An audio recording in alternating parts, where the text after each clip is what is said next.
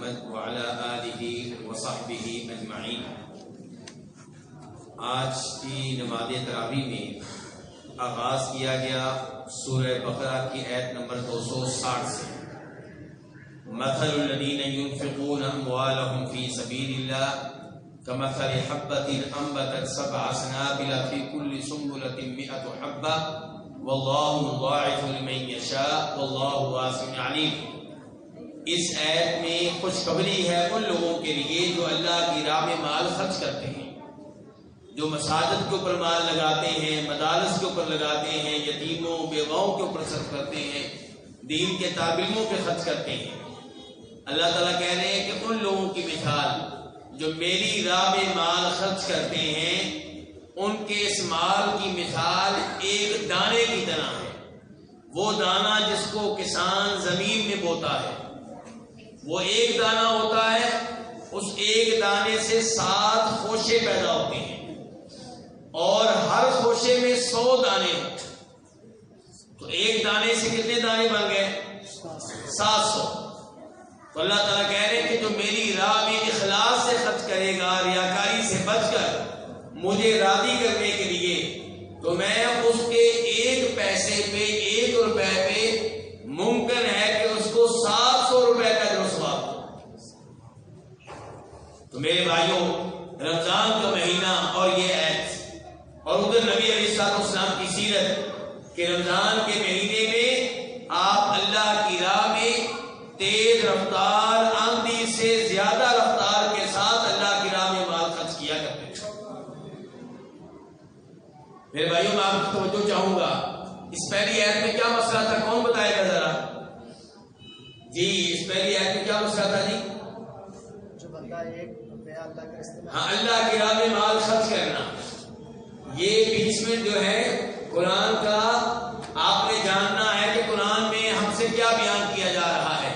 یہ 20 منٹ جو ہے اس لیے نہیں ہے کہ آپ اس میں اپنی نیند پوری کریں، تو پہلا مسئلہ یہ تھا، لیکن ساتھ ہی اللہ نے خبردار کر دیا کہ میری راہ میں مال خرچ کرنے کا فائدہ تب ہوگا جب مال خرچ کرنے کے بعد آپ احسان نہ جتائیں۔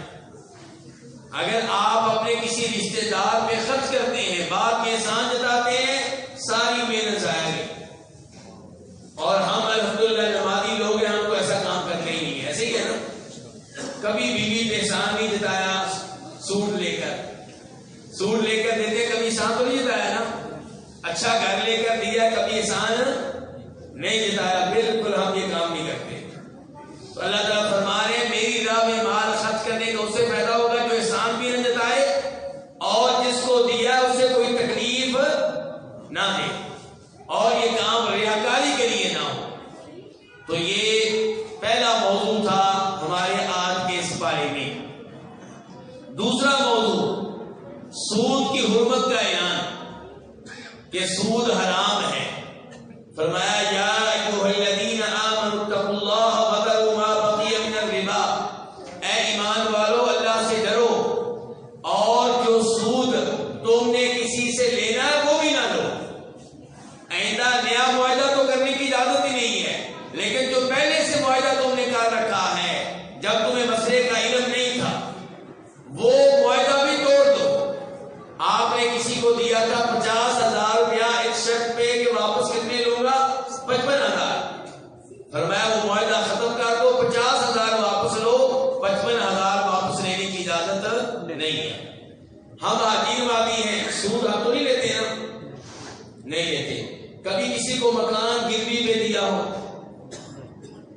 پکی بات ہے، تو ویسے اس کی اجازت ہے مکان گروی پہ دینا کسی کو، یعنی کہ مجھے 5 لاکھ روپیہ دے دو، میں 1 سال کے بعد تمہیں 5 لاکھ روپیہ واپس کر دوں گا، اس وقت تک میرا مکان تم استعمال کرو۔ کیوں جی، یہ معاہدہ ٹھیک ہے؟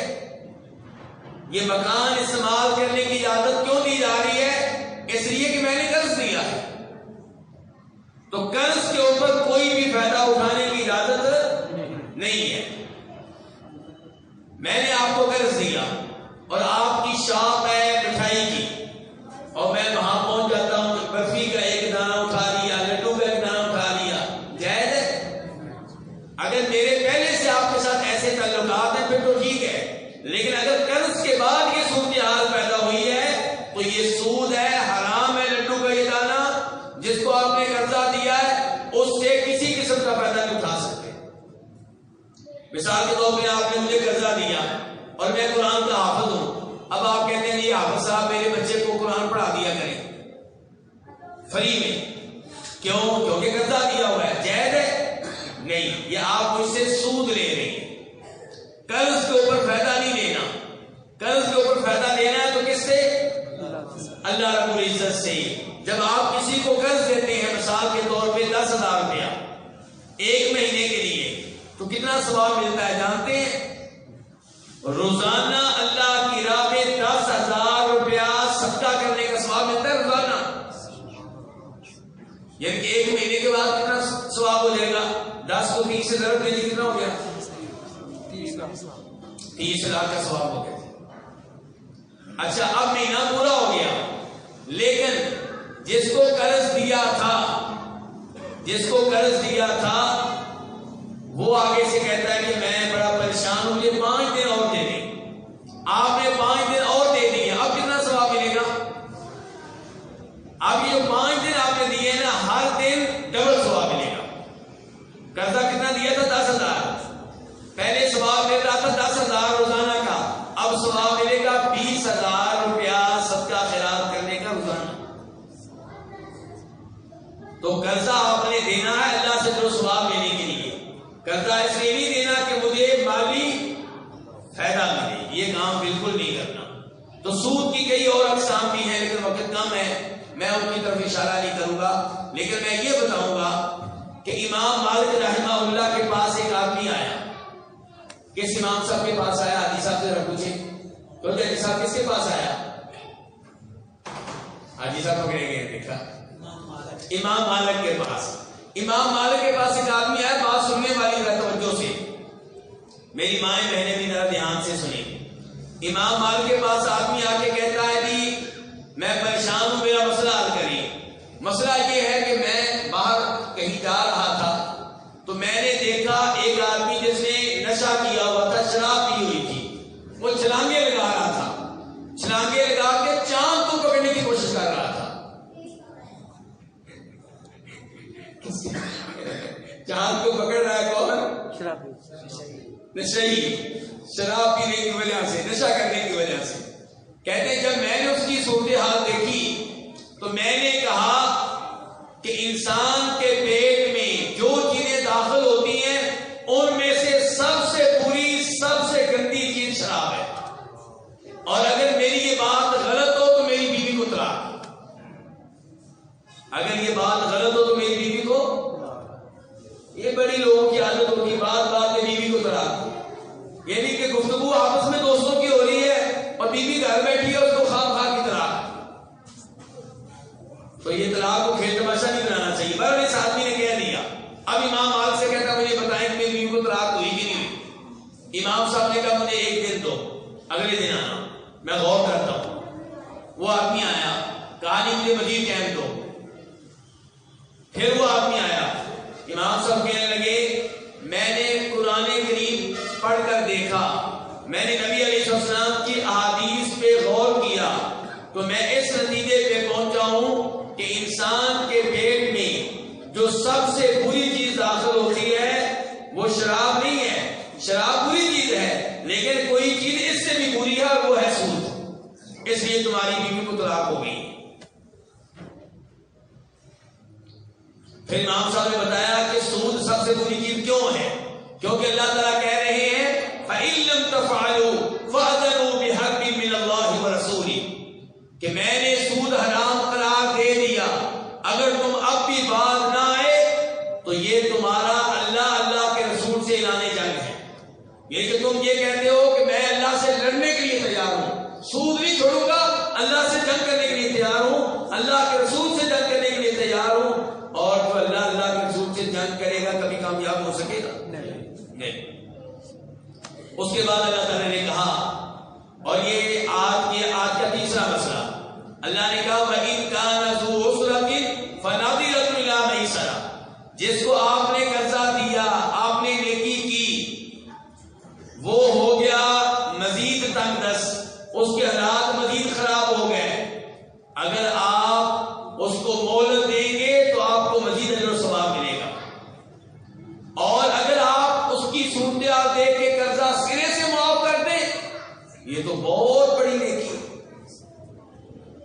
فرمایا نبی علیہ السلام نے, مسلم شریف کی حدیث ہے کہ جس کو آپ نے قرضہ دیا ہے, اگر وہ تنگ دست ہے, پریشان ہے, آپ اس کو مزید مہلت دے دیں یا اس کا قرضہ معاف کر دیں, اللہ تعالیٰ روز قیامت آپ کو عرش کے سائے میں جگہ دے گا.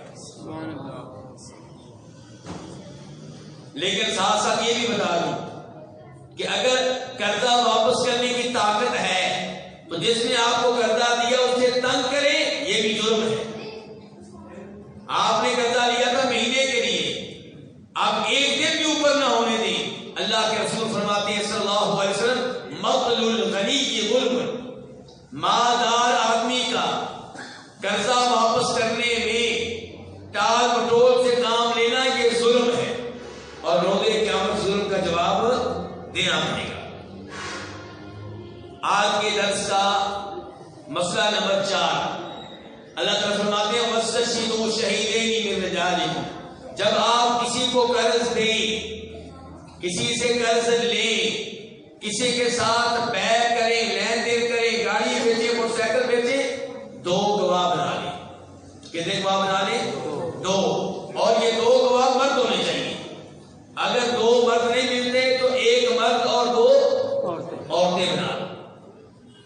تو یہ قرآن و حدیث کی تعلیمات ہیں, ہم ان پہ عمل نہیں کرتے. بعد میں کہتے ہیں جی میرے پیسے وہ کھا گیا, مکر گیا, مانتا ہی نہیں ہے جی. پہلے دوستی جناب عروج پہ ہوتی ہے, اس وقت شریعت کو نظر انداز کر دیتے ہیں, نہ کوئی معاہدہ کرتے ہیں, نہ کوئی گواہ بناتے ہیں, اور بعد میں پوری زندگی روتے رہتے ہیں. تو شریعت کے احکام کی پابندی کریں گے تو اللہ تعالیٰ آپ کے مال کو محفوظ رکھے گا. آج کے درس کا 5واں مسئلہ, سورہ بقرہ کی آخری 2 آیتیں. جانتے ہیں ان کی شان, ان کا مقام و مرتبہ. فرمایا نبی علیہ السلام نے, سورہ بقرہ کی آخری 2 آیتیں جو انسان رات کو پڑھے گا, یہ 2 آیتیں اس کے لیے کافی ہو جائیں گی. کیا ہو جائیں گی؟ کافی. یعنی کہ ہر شر سے اس کو بچائیں گی, ہر شیطان سے اس کو محفوظ رکھیں گی. سورہ بقرہ کی آخری 2 آیتیں کب پڑھنی ہے؟ ہر رات کو سونے سے پہلے, چاہے مغرب کے بعد پڑھ لیں, چاہے عشاء کے بعد پڑھ لیں, سونے سے پہلے کسی بھی وقت پڑھ لیں.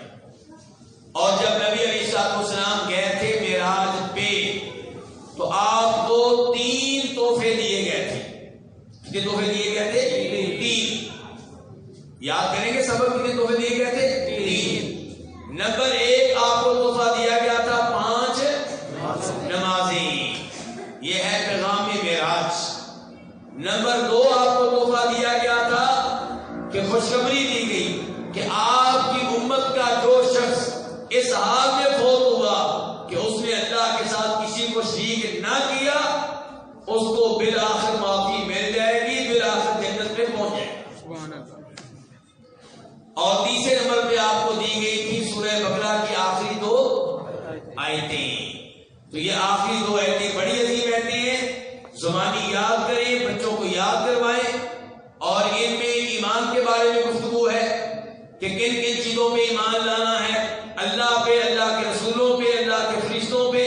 اور یہ درست نہیں ہے کہ آپ ایک نبی پہ ایمان لائیں, دوسرے پہ ایمان نہ لائیں. موسیٰ علیہ السلام پہ ایمان نہ لائیں, عیسیٰ علیہ السلام, موسیٰ علیہ السلام پہ ایمان لائیں, عیسیٰ علیہ السلام کو نبی نہ مانیں جیسا کہ یہودی کرتے ہیں غلط. یا آپ موسیٰ علیہ السلام کو مانیں, عیسیٰ علیہ السلام کو مانیں, محمد رسول اللہ کو نہ مانیں جیسا کہ عیسائی کرتے ہیں, یہ بھی غلط. صلی اللہ علیہ وسلم. اور صحیح کون ہے؟ مسلمان, جو سارے نبیوں کو مانتے ہیں, سب پہ ایمان لاتے ہیں. اس کے بعد اللہ نے بیان کیا 2 آیتوں میں سمعنا وأطعنا. مسلمان بندہ وہ ہے جو اللہ کا آرڈر دھیان سے سنتا ہے اور پھر کہتا ہے یا اللہ میں نے مان لیا. اپنا زور لگاتا ہے عمل کرنے کے لیے, چاہے پورا نہ اتر سکے. اور غلط ہے وہ لوگ جو اللہ کا آرڈر سنے نہیں, قرآن سنے نہیں, یا سننے کے بعد کہیں بھائی اس کے اوپر میں نہیں عمل کر سکتا. یہ غلط ہے. آپ کوشش کریں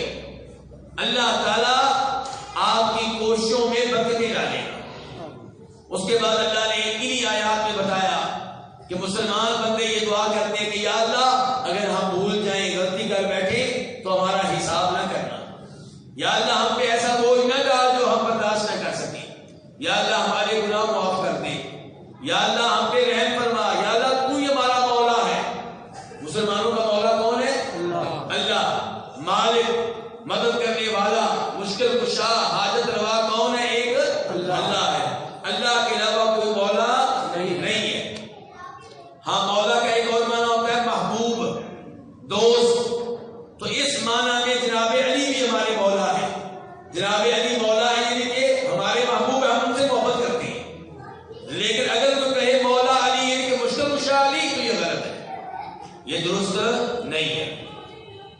اس کے بعد سورہ آل عمران شروع ہوگی آج ہی، اور اس کے آغاز میں اللہ نے بیان کیا ہے کہ قرآن کریم کی کچھ آیتیں محکم ہیں، کچھ متشابہ ہیں۔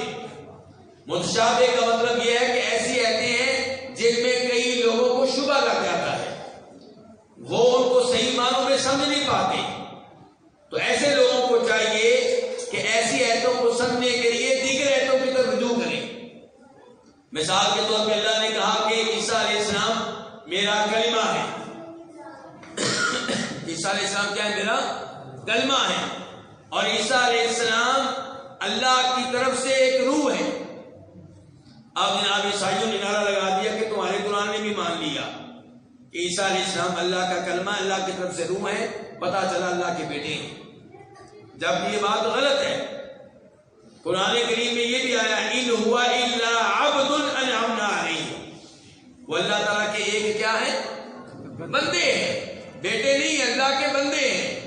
ان مثل عیسیٰ عند اللہ کمثل آدم، اگر تم عیسیٰ علیہ السلام کو اس لیے اللہ کا بیٹا قرار دیتے ہو کہ بغیر باپ کے پیدا ہوئے ہیں، تو آدم علیہ السلام تو بغیر باپ اور بغیر ماں کے پیدا ہوئے ہیں۔ تو جب آپ ایسی آیات پہ غور کریں گے تو جس ایت سے آپ کو شبہ لگا تھا وہ شبہ دور ہو جائے گا۔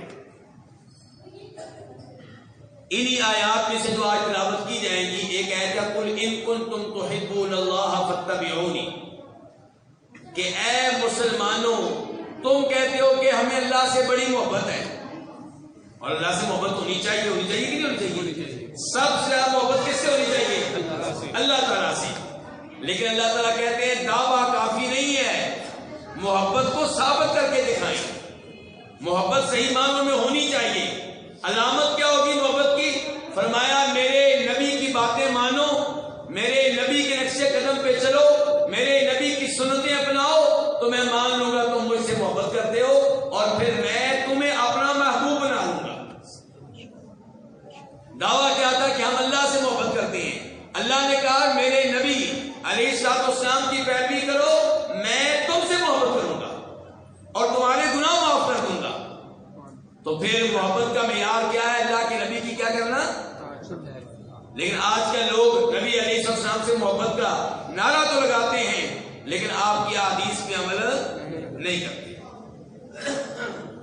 اس کے بعد آج کے مسائل میں سے ایک مسئلہ یہ ہے کہ زکریا علیہ السلام کی نگرانی میں تھی سیدہ مریم۔ زکریا علیہ السلام جب ان کے کمرے میں جاتے تو دیکھتے طرح طرح کا پھل موجود ہے، کہتے مریم یہ پھل کہاں سے آیا؟ وہ جواب دیتی کس کی طرف سے ہے؟ اللہ کی طرف سے ہے، اور اللہ جس کو چاہتا ہے بغیر حساب کے رزق دیتا ہے۔ زکریا علیہ السلام بڑے حیران ہوتے کہ ایسا پھل جس کا موسم نہیں ہے، اور ویسے بھی کمرہ بند ہوتا ہے، یہ کہاں سے آ جاتا ہے؟ جب سیدہ مریم نے بتایا کہ اللہ دینے والا ہے، تو جناب زکریا کے ایمان میں مزید اضافہ ہو گیا۔ پہلے بھی اللہ کے نبی تھے، مومن تھے، لیکن ایسی بات دیکھ کے انسان کا ایمان بڑھ جاتا ہے۔ کیوں جی ہمارا بھی ایمان کبھی بڑھتا ہے کہ نہیں بڑھتا؟ رمضان کے مہینے میں ایمان بڑھ جاتا ہے نا، آخری اشرے میں اور بڑھ جاتا ہے۔ تو زکریا علیہ السلام نے ادھر ہی دعا کی، ہنالک دعا زکریا ربہ، کہا یا اللہ جیسے تو نے مریم کو پھل دیا ہے، وہ پھل جس کا موسم نہیں ہے، ایسے ہی میں اگرچہ بوڑھا ہوں، میری بیوی باندھ ہے، اولاد ملنے کی عمر نہیں ہے، لیکن یا اللہ تو دے سکتا ہے۔ نبی اولاد کس سے مانگ رہے ہیں؟ اللہ سے۔ نبی بھی محتاج ہے کس کے؟ اللہ کے۔ اللہ نے دعا قبول کی اور ان کو اولاد دی۔ ان کے بیٹے کا نام کیا ہے؟ کون بتائے گا؟ یحییٰ علیہ السلام۔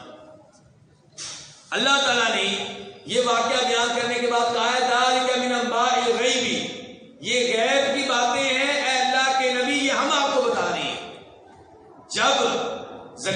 جب سیدہ مریم کے بارے میں فیصلہ ہو رہا تھا کہ ان کی کفالت کون کرے گا، پورا دادی ہو رہی تھی، اے اللہ کے نبی آپ وہاں پہ موجود، وما کنت لدیہم، آپ وہاں پہ موجود، پتا چلا اللہ کے نبی حاضر ناظر، اللہ کہہ رہے آپ وہاں پہ موجود نہیں تھے۔ اللہ کہہ رہے ہیں یہ باتیں باتیں ہم نے آپ کو بتائی ہیں. تو کیا اللہ نے نبی علیہ السلام کو ساری غیب کی باتیں بتا دی ہیں؟ فرمایا نہیں. ذالک من انباء الغیب، من ہم نے آپ کو غیب کی چند باتیں بتائی ہیں. غیب کا ٹوٹل علم کس کے پاس ہے؟ اللہ کے پاس ہے. اس کے علاوہ چوتھا سپارہ بھی آج شروع ہو جائے گا. تو اس کے آغاز میں اللہ نے بیان کیا ہے کہ لوگوں پہ واجب ہے کہ بیت اللہ کا حج کریں جس کے پاس طاقت ہے.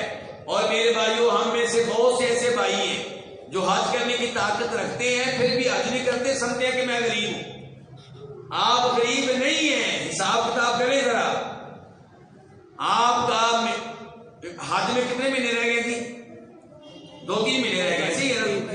2-3 مہینے کا خرچہ گھر چلانے کے لیے آپ کے گھر میں موجود ہے. اس کے علاوہ بھی گھر میں 10 لاکھ 20 لاکھ روپے پڑا ہوا ہے. تو حج کیسے فرض نہیں ہے؟ فرض ہے. بینک اکاؤنٹ میں پڑا ہوا ہے، آپ کی زمینیں ہیں، آپ کے پلازے ہیں. کون کہتا ہے آپ پہ حج فرض نہیں ہے؟ آپ پہ حج فرض ہے. تو اپنی خبر میں ذرا اپنے معاملات کو چیک کریں.